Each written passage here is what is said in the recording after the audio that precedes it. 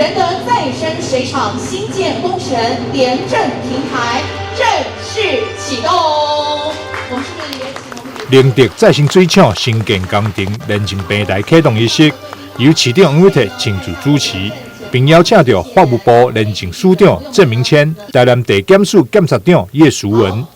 台南市调查处长汪维义等人的见证之下，正式启动。就由认证平台设立，和公务员、执法机关以及厂商，都会当伫一个透明、公正的平台上进行作业，和公共工程的效率、公正性以及合法性，都会当得到彰显。举凡大的工程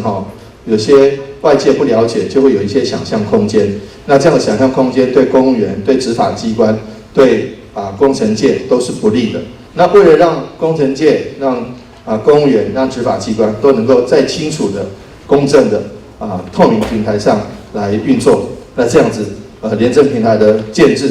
立，我们感谢法务部能够发展出来这样子一个好制度。那在这边我们已经不是第一个廉政平台建立了，那也期待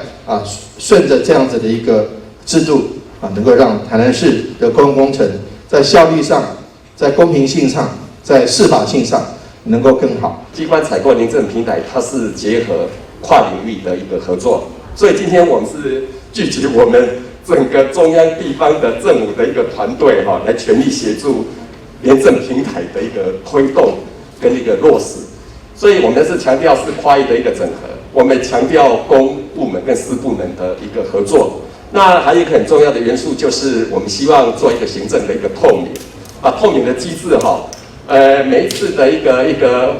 工程的一个进度，或者我们在平台会议有什么样的一个讨论，碰到什么样的问题，如何解决的知道，或者甚至有创新的一个做法，我们透过这行政透明，在我们一个工程的一个廉政的一